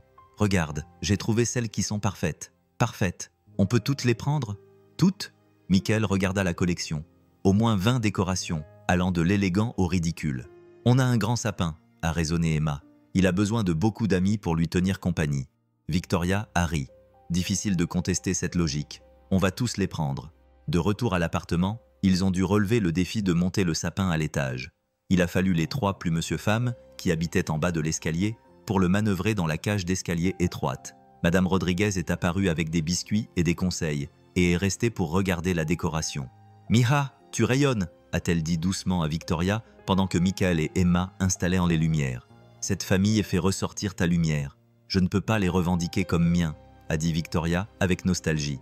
Madame Rodriguez lui a tapoté la main. « L'amour ne demande pas la permission, mon enfant. Il arrive simplement et s'installe chez toi. Crois-moi, j'ai vécu assez longtemps pour le savoir. La décoration du sapin s'est transformée en fête. Emma dirigeait le placement avec le sérieux d'un chef d'orchestre. Pendant que Michael s'occupait des lumières et que Victoria accrochait les décorations, ils partageaient des anecdotes sur chacune d'entre elles. Certaines provenaient de la collection de Michael et Sarah, d'autres avaient été achetées récemment, mais toutes prenaient un sens particulier à mesure qu'ils les racontaient. « Celle-ci vient de notre premier Noël », dit Michael en tenant une simple boule en verre sur laquelle était peint le premier Noël du bébé. Emma était si petite qu'elle avait dormi toute la journée. « Ce n'est pas vrai », protesta Emma. « Les bébés ne dorment pas à Noël. »« Si, tu as dormi », a insisté Michael en la chatouillant. « Tu as dormi pendant les cadeaux, le dîner et tout le reste. » Pendant qu'il travaillait, le téléphone de Victoria n'arrêtait pas de vibrer. Elle l'a ignoré jusqu'à ce que Michael remarque sa tension croissante. « Tu dois répondre ? C'est juste qu'il y a un problème à Séoul, un problème d'inspection du bâtiment qui pourrait retarder notre projet. » Elle avait l'air déchirée. « Réponds au téléphone, » a dit Michael gentiment. « On comprend que c'est ton boulot. » Victoria les regarda tour à tour, visiblement indécise. Puis elle fit quelque chose qui surprit Michael. Elle éteignit complètement son téléphone. « Non, c'est samedi. Je décore un sapin de Noël. Soul peut attendre jusqu'à lundi. » Emma applaudit et serra les jambes de Victoria dans ses bras. « Youpi! Notre sapin est plus important que 6 saules. »« Saul ?» corrigea Victoria en riant. « Eh oui, bien plus important. » Au fil de l'après-midi, le sapin s'est transformé en quelque chose de magique. Les lumières scintillaient parmi les branches chargées de décorations, chacune placée avec soin et histoire. Finalement, il ne restait plus que le sommet. « C'est l'heure de l'ange », a dit Michael doucement, en sortant une boîte soigneusement emballée du placard. À l'intérieur se trouvait un ange antique, en porcelaine peinte à la main, avec de vrais cheveux et des ailes délicates en fil de fer. Il appartenait à la grand-mère de Sarah, a-t-il expliqué à Victoria. Irlande, 1923. Sarah l'adorait, elle disait qu'il veillait sur notre famille. « Il est magnifique », murmura Victoria. Emma prit l'ange avec précaution, le berçant comme un bébé. Papa soulevait toujours maman pour placer l'ange au sommet. Elle disait que c'était une tradition. Michael eut la gorge serrée. Il avait oublié ce détail, mais Emma se souvenait de tout concernant sa mère, conservant ses souvenirs comme des trésors. « Tu veux que je te soulève ?» proposa Victoria à Emma. « On pourrait commencer une nouvelle tradition. » Emma réfléchit sérieusement, puis secoua la tête. « Non, papa devrait te soulever, et tu pourrais poser l'ange. Comme ça, c'est comme si maman faisait toujours partie de la famille, mais toi aussi. » Les adultes se figèrent. Cette demande était tellement chargée de symbolisme, avec le passage du flambeau et le mélange des familles. Michael regarda Victoria, voyant ses propres émotions tumultueuses se refléter dans ses yeux. « Seulement si ça te convient », dit Victoria avec prudence. Michael prit une décision qui lui semblait importante. Sarah aurait voulu que l'ange continue de veiller sur notre famille, toute notre famille. Les yeux de Victoria se remplirent de larmes. Elle accepta l'ange des mains d'Emma avec révérence. Michael enroula ses bras autour de sa taille et la souleva facilement. Elle s'étira et plaça l'ange au sommet du sapin avec une infinie délicatesse. Quand il la reposa, elle pleurait à chaudes larmes. « Hé !» dit-il doucement en essuyant ses larmes. « Qu'est-ce qui ne va pas ?»« Tout va bien, » répondit Victoria. « Tout va bien, trop bien, je ne mérite pas ça. »« Si, tu le mérites, » dit Emma avec fermeté en enlaçant Victoria. « Maman le dit. »« Emma, ma chérie, » commença Michael. Mais Emma secoua la tête. « Je sais que maman est au paradis, papa.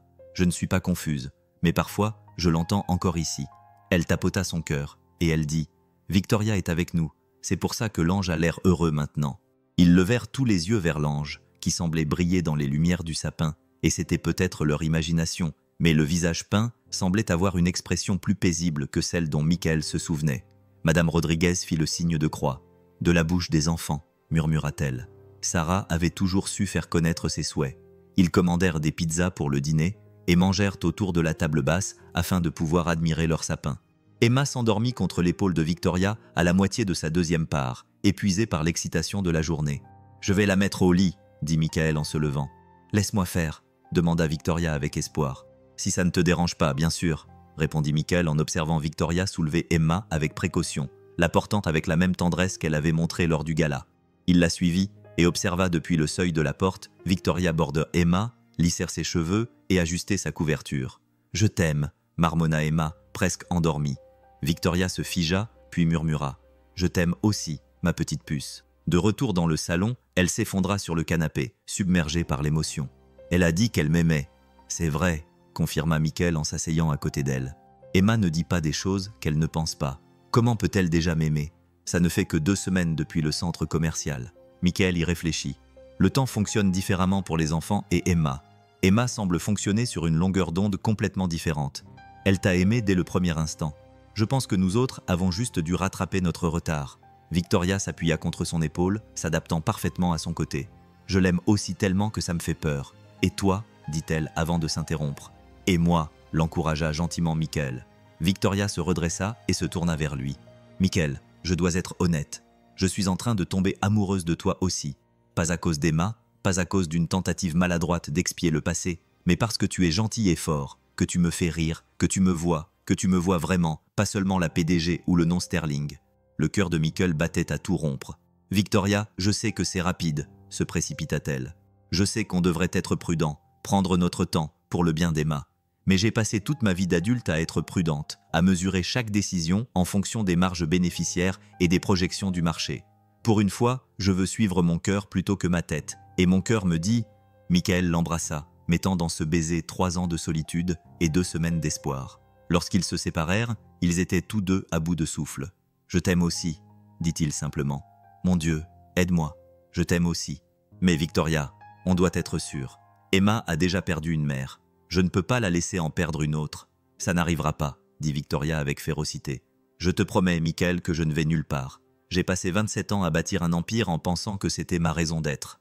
Mais peut-être, Peut-être que je le bâtissais simplement pour avoir quelque chose de solide à offrir quand je trouverais ma véritable raison d'être. Et c'est quoi? Demanda Michael, même s'il pensait le savoir. Victoria regarda vers la chambre d'Emma, puis le regarda à nouveau. La famille. La seule chose que l'argent ne peut acheter, mais que cette petite fille avait offerte gratuitement dans un centre commercial. La chose que j'ai cherchée dans les salles de réunion et les comptes bancaires, mais qui m'attendait dans un petit appartement au-dessus d'un pressing. Ils parlèrent pendant des heures, faisant des projets et des promesses.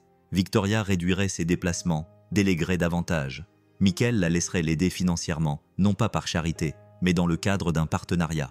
Ils prendraient leur temps en public, mais seraient honnêtes avec Emma, qui semblait de toute façon mieux comprendre qu'eux. « Il y a autre chose », dit Victoria à l'approche de minuit. « La seule chose, ce n'est pas vraiment un problème d'inspection. On m'a proposé un rachat.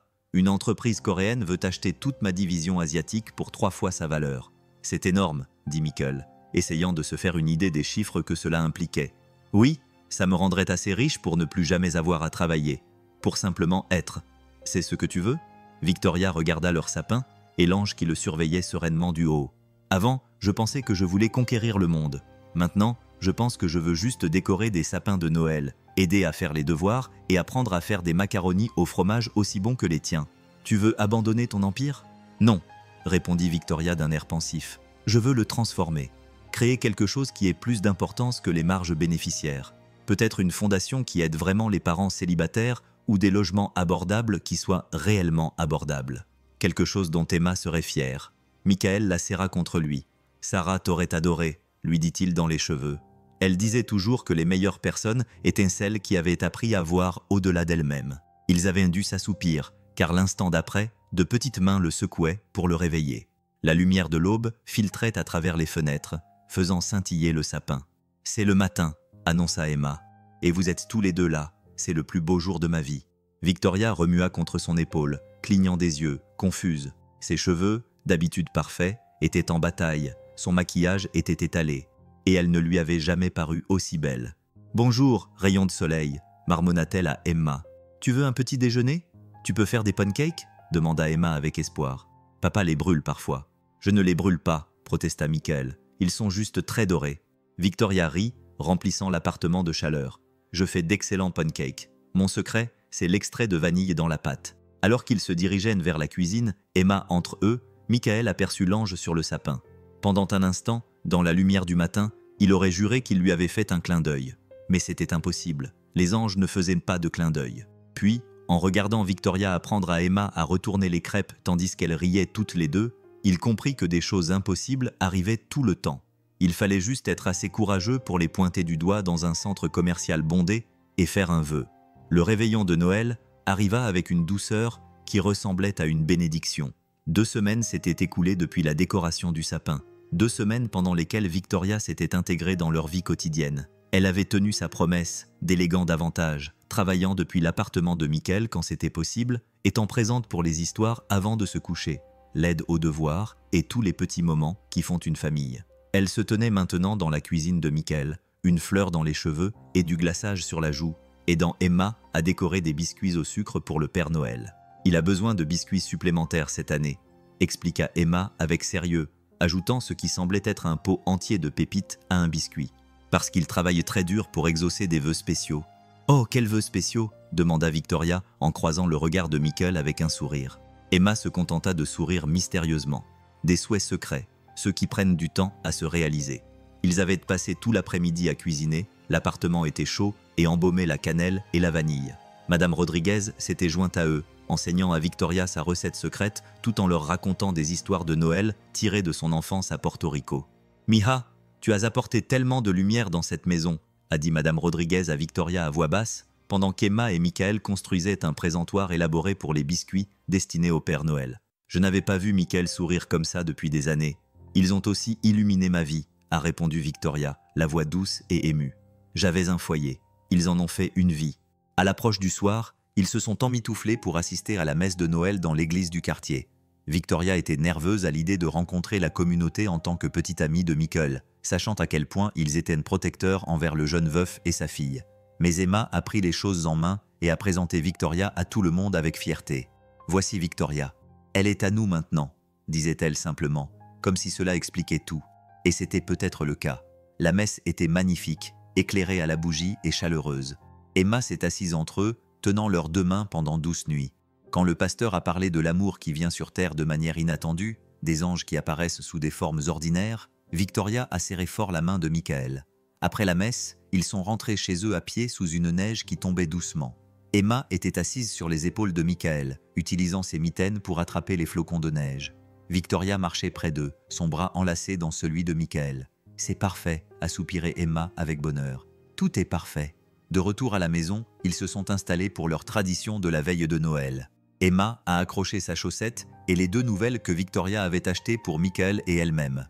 Elle a préparé les biscuits et le lait pour le Père Noël en ajoutant une note écrite soigneusement de sa main d'enfant. « Qu'est-ce qu'il y a écrit ?»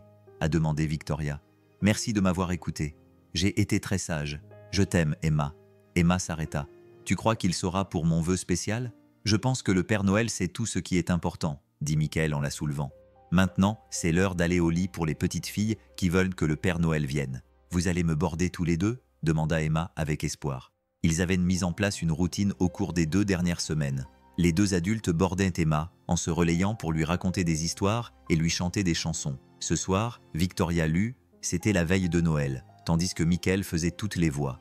Emma gloussa en entendant ses imitations ratées de souris, mais se tut lorsque l'histoire prit fin. « Je vous aime tous les deux », dit-elle simplement, en les serrant dans ses bras à tour de rôle. « C'est le plus beau Noël de ma vie. » Après qu'elle se fut endormie, Michael et Victoria retournèrent dans le salon. Les lumières du sapin diffusaient une lueur chaleureuse et la neige continuait de tomber derrière les fenêtres. Victoria avait enfilé le pyjama qu'elle gardait désormais dans l'appartement. Un autre petit pas vers la permanence. « J'ai quelque chose pour toi », dit-elle en sortant un petit paquet cadeau. « Je sais qu'on avait dit d'attendre demain matin, mais celui-ci ne pouvait pas attendre. » Michael l'ouvrit avec précaution. À l'intérieur se trouvait une clé décorée, attachée à une chaîne simple. « Qu'est-ce que c'est ? C'est la clé de mon appartement, le penthouse. » Victoria se tordait les mains nerveusement. « Je sais que c'est trop tôt.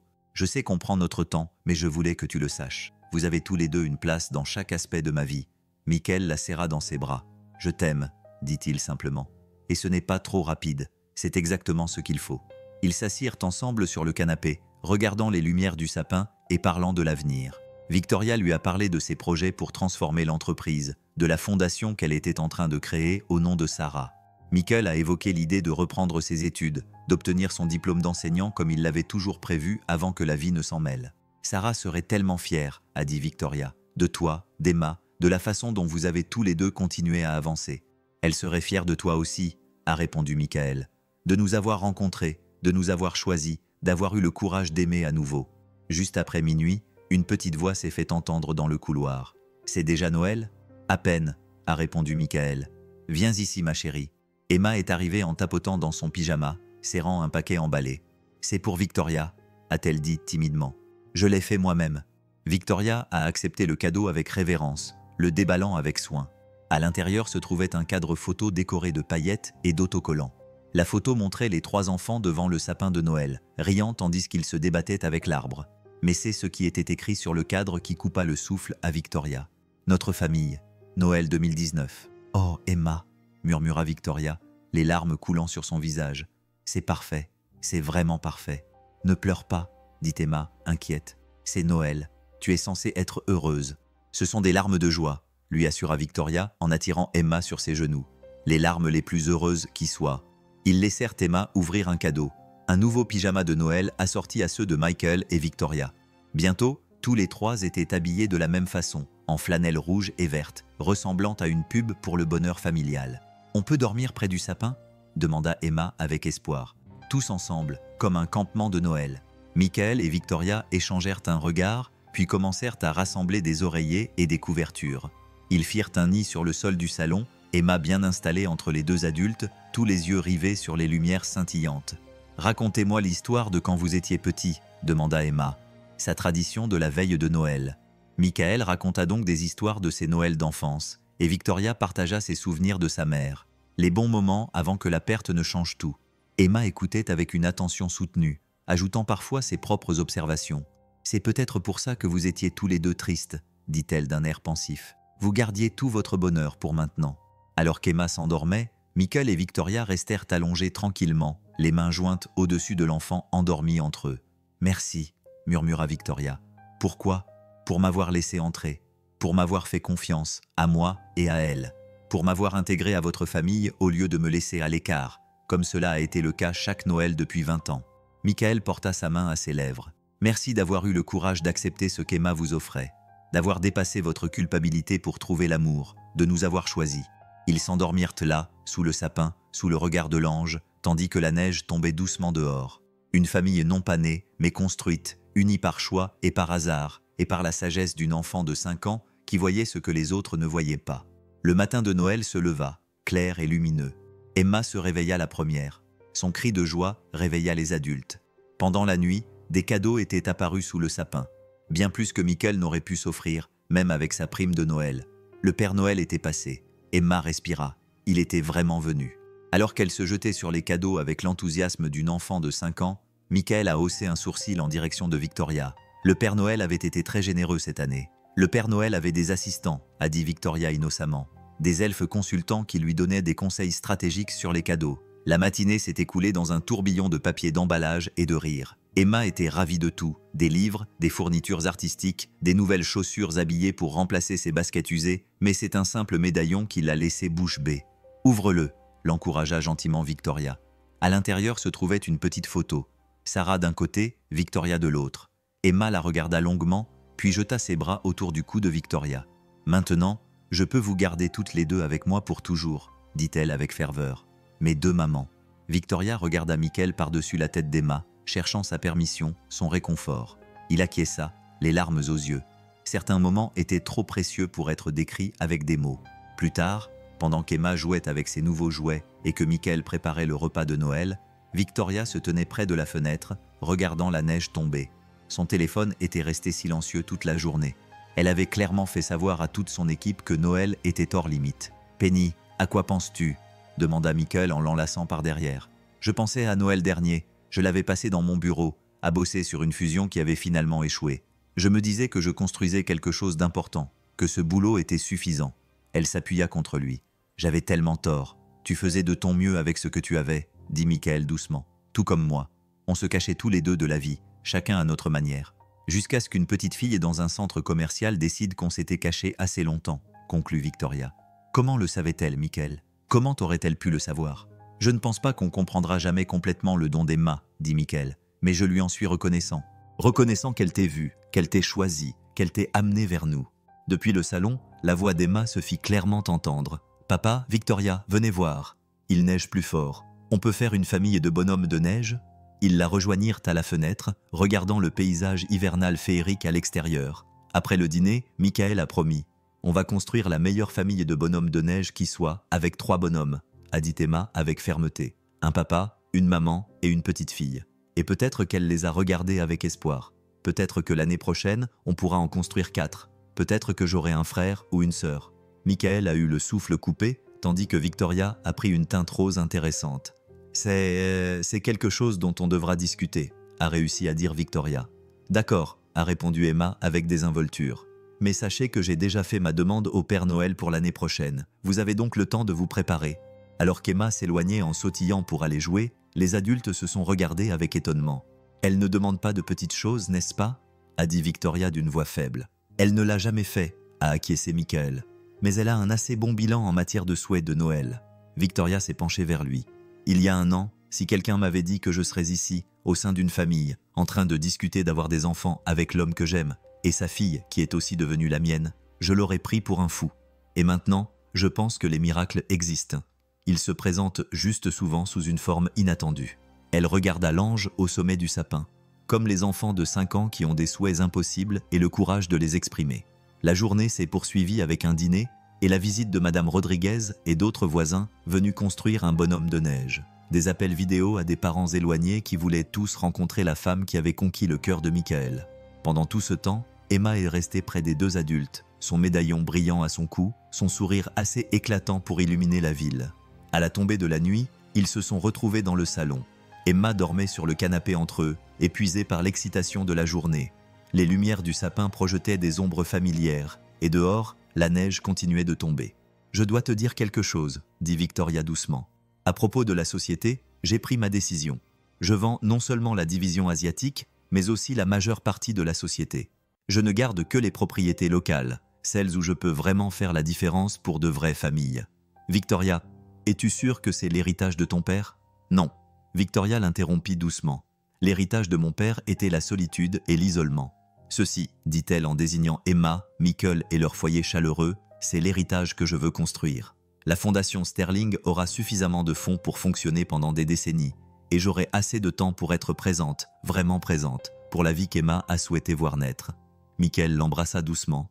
Quand les papiers seront prêts, je les signerai le 2 janvier. Elle sourit. Nouvelle année, nouvelle vie. Ça semble approprié. Emma remua entre eux, marmonnant dans son sommeil. Le meilleur Noël de ma vie, soupira-t-elle sans se réveiller. Oui, dirent les deux adultes à l'unisson. Le meilleur Noël de ma vie. Et à ce moment-là, avec la neige qui tombait, les lumières de l'arbre qui scintillaient et leur famille improvisée au complet, c'était vrai. L'ange au sommet du sapin les regardait avec bienveillance. Et si son sourire peint semblait un peu plus large qu'avant, c'était probablement juste un effet de lumière. Mais Michael se souvenait des paroles de Sarah, prononcées il y a des années. Les anges agissent de manière mystérieuse. Parfois, ils ont des boucles blondes et voient le monde différemment de nous. En regardant sa fille dormir paisiblement entre lui et la femme qui était devenue essentielle dans leur vie, Michael comprit enfin ce que sa défunte épouse avait voulu dire. Certains anges pointaient du doigt dans les centres commerciaux bondés. D'autres portaient des blazers bleu roi et portaient un chagrin ancien. Et d'autres encore orchestraient peut-être des rencontres depuis l'au-delà, s'assurant que l'amour trouve son chemin. « Joyeux Noël, Sarah », murmura-t-il à l'ange. Mission accomplie. Et quelque part dans le vent hivernal, il aurait juré avoir entendu un rire familier, léger, libre et plein de joie. Mais ce n'était probablement que son imagination. Probablement.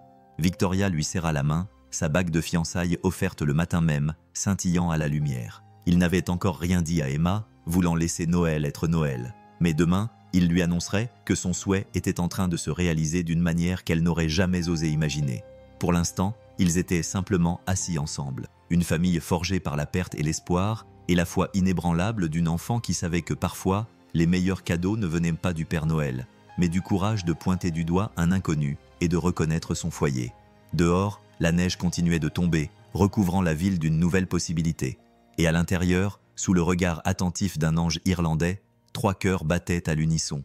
Enfin complet, enfin chez eux, enfin une famille. Le commencement.